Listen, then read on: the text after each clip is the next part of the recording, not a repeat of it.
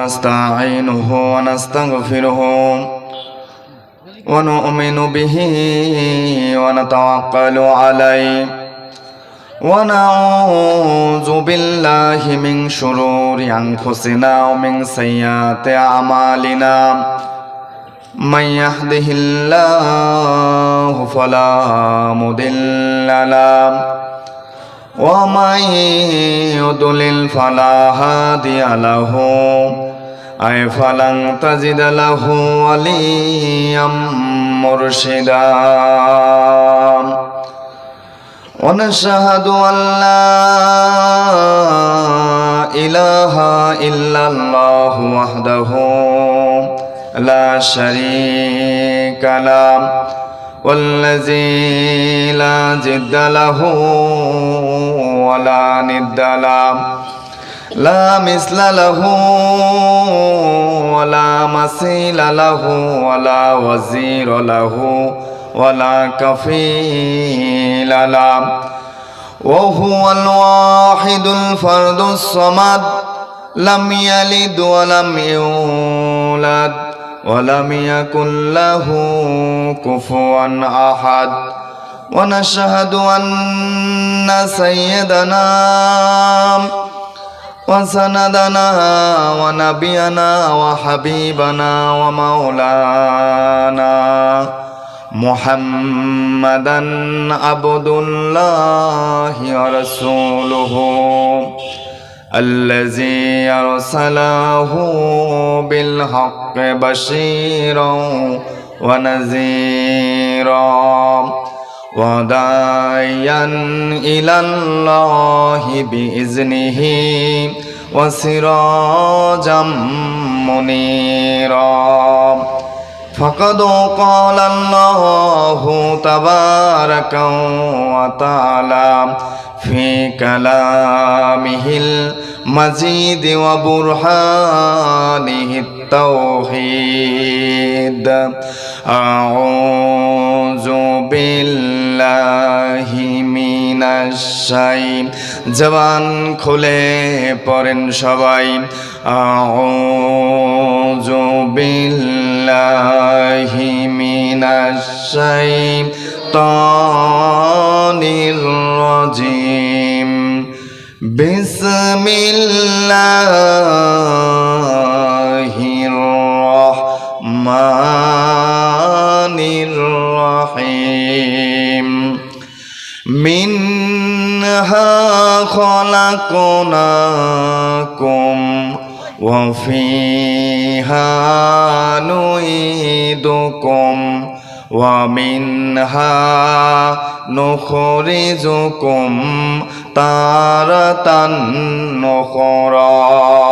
রচনা করেছেন আল্লাহ পাক এনাদের হায়াতে তাইয়্যিবা সিহাতে কুল্লিয়া দান করুক, ভারতবর্ষের মাটি ও মানুষের জন্য ইসলামের জন্য এনাদেরকে কবুল করুক, সবাই বলে আমিন।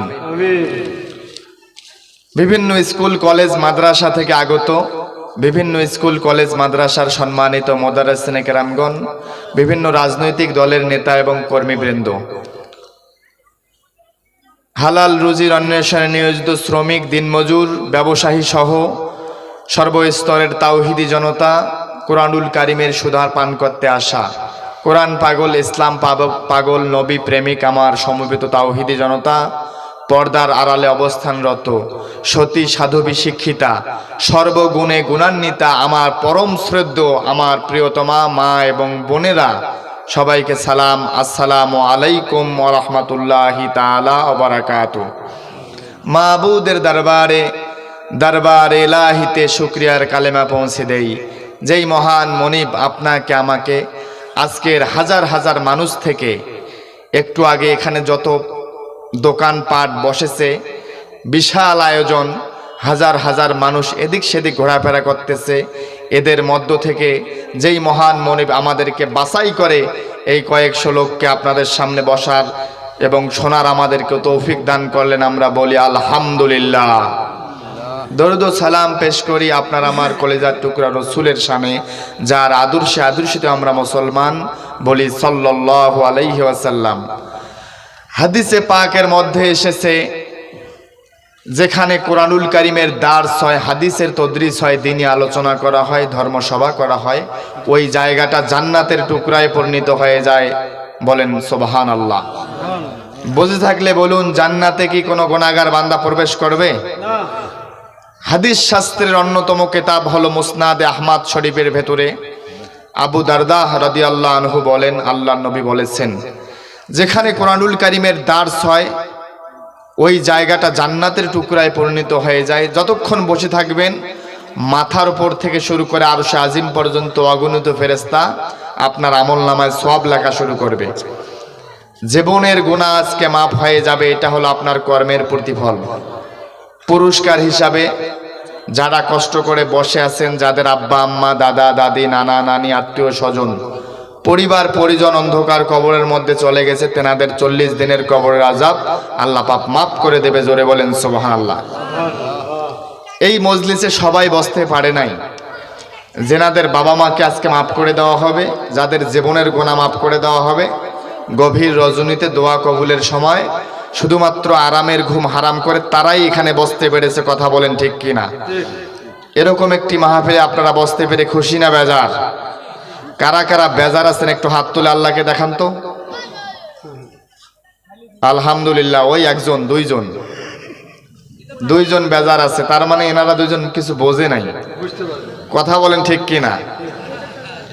না বুঝে উত্তর দেওয়া যাবে না, বুঝে শুনেই উত্তর দিতে হবে। বেজার আছে কিছু লোক যারা রাস্তাঘাটে দোকানপাটে এদিক সেদিক ঘুরতেছে, তারা হয়তো বেজার। ওদের ব্যাপারে আজকের এই বিশাল ধর্মসভার আয়োজন না করে যদি গান বাজনার যদি আয়োজন করা যাইতো, থেকেই বাপ বেটা মাও সাও সদ্য গোষ্ঠী লাইন ধরতো, এই প্যান্ডেল জায়গা দেওয়া যাইতো না। জোরে বলেন ঠিক কিনা? যদি একবার বলা যাইতো আসিতেছে, এরকম একটা মাইকেন আছে না নাই? বাংলাদেশে আছে, ইন্ডিয়ায় আছে।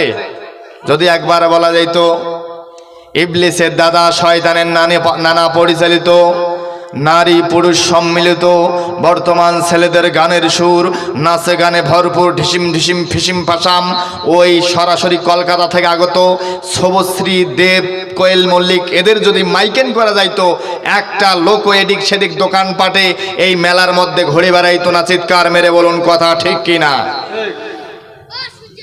দুঃখজনক হলেও সত্য, আজকে গোটা পৃথিবীতে, গোটা ভারতবর্ষে মুসলমানের বাড়ি বাড়ি, রাস্তার মোড়ে মোড়ে TV, CD, dish, antenna, computer, internet, mobile, satellite, নাচ গান, ঢিসিম ঢিসিম ফিসিম ফাসাম।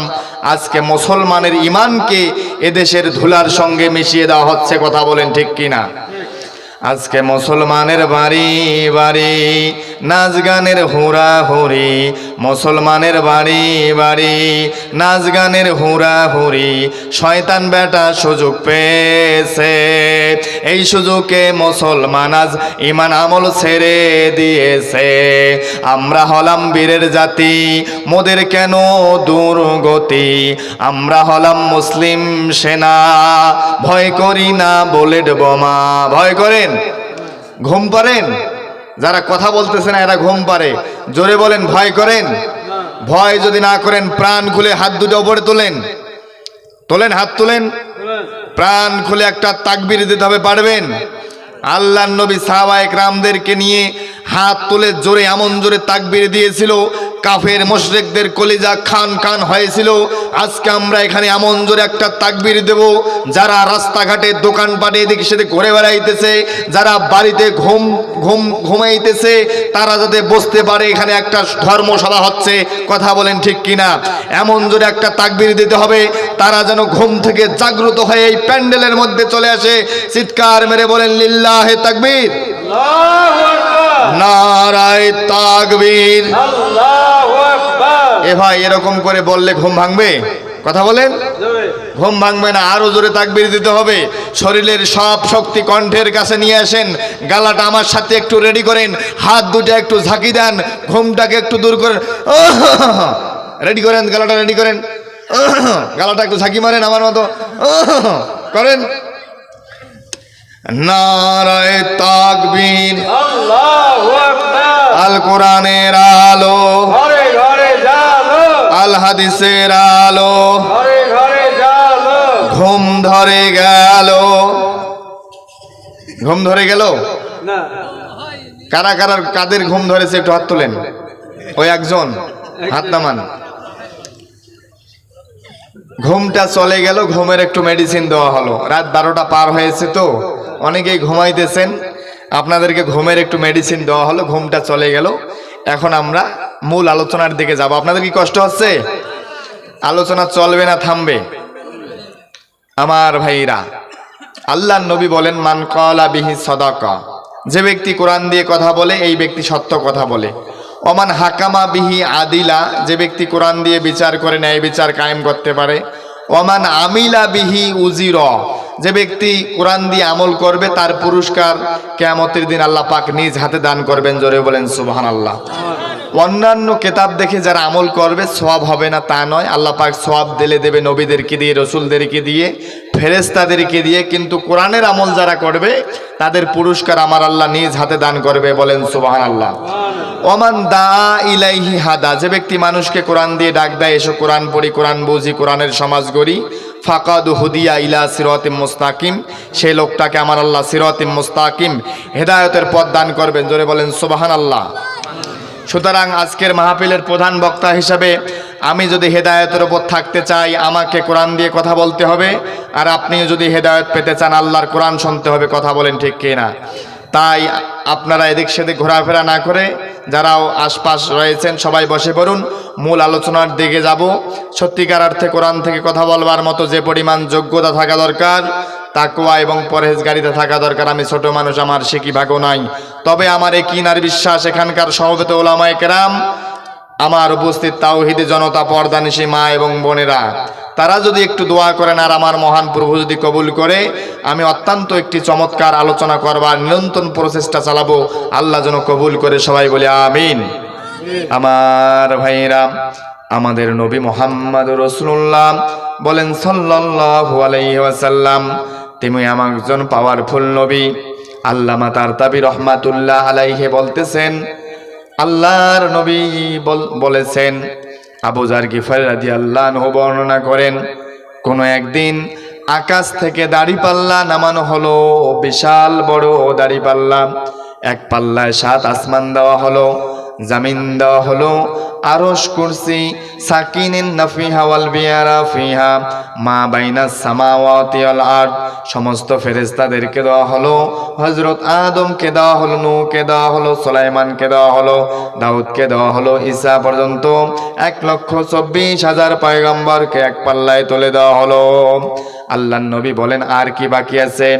আল্লাহ আবু যার বলেন, হুজুর, সৃষ্টি জগতের সমস্ত কিছুকে এক পাল্লায় তুলে দেওয়া হয়েছে। আমার দয়ার নবী, মায়ার নবী বলেন, সমস্ত কিছুকে এক পাল্লায় তুলে দিয়ে খালি পাল্লাটাতে আমাদের নবীকে আরেকটা পাল্লায় তুলে দিয়ে আল্লাহ পাক যখন আরশের দিকে দাঁড়িয়ে দাঁড়িয়ে এইভাবে টান দিয়েছেন, আমাদের নবীর ওজন সবচেয়ে বেশি হয়ে গেছে। জোরে বলেন সুবহানাল্লাহ। মনের ঘরেতে রেখেছি যারে, দো জাহানের বাদশা নবী কামলে ওয়ালা রে, দো জাহানের বাদশা নবী কামলে ওয়ালা রে। এই আমার দয়ার নবী রে, আমার মায়ার নবী রে, আমার দয়ার নবী রে, আমার মায়ার নবী রে, দো জাহানের বাদশা নবী কামলে ওয়ালা রে। বলেন, মোরা যদি ডানাওয়ালা পাখি হতাম, ওই মদিনা দেখার লাগি ওরে যাইতাম। মোরা যদি ডানাওয়ালা পাখি হতাম, ওই মদিনা দেখার লাগি ওরে যাইতাম। হৃদয় জুড়ে দেখতাম আমি নয়ন ভরে, দো জাহানের বাদশা নবী কামলে ওয়ালা রে, দো জাহানের বাদশা নবী কামলে ওয়ালা রে। এই দয়ার নবী, মায়ার নবী আমাদেরকে 4টা পুরুষ মানুষদেরকে 4টা কাজের কথা বলেছেন। যেসব মানুষ 4টা কাজ করবে দুনিয়াতে একজন সফল মানুষ হবে, হেদায়েত প্রাপ্ত হবে, দুনিয়ায় শান্তি পাবে, মুক্তি পাবে, মারা যাওয়ার সময় হাসতে হাসতে নবীর সঙ্গে জান্নাতে চলে যাবে। জোরে বলেন সুবহানাল্লাহ। আর মহিলা মা বোনেরা, তারাও যদি 4টা কাজ করে, যে সব মা বোন 4টা কাজ করবে, 4টা কাজ করার সঙ্গে সঙ্গে আল্লাহর 8টা জান্নাতের যে কোনো জান্নাত দিয়ে জান্নাতে প্রবেশ করবে। জোরে বলেন সুবহানাল্লাহ। এ মায়েরা যারা আল্লাহর যে কোনো জান্নাত দিয়ে জান্নাতে যেতে চাও, মায়েদের ব্যাপারে 4টা কথা বলবো, আর পুরুষ মানুষের ব্যাপারে 4টা কাজের কথা বলবো। এই 8টা কাজের কথা বলে আমার আলোচনা আমি শেষ করব। আমার ভাইরা, কথা বলা যাবে না, ওঠাউঠি করা যাবে না, পরিবেশটাকে স্তব্ধ করে দিলটাকে নরম করে গভীর মনোযোগ দিতে হবে আল্লাহর একটি আয়াত বোঝার জন্য।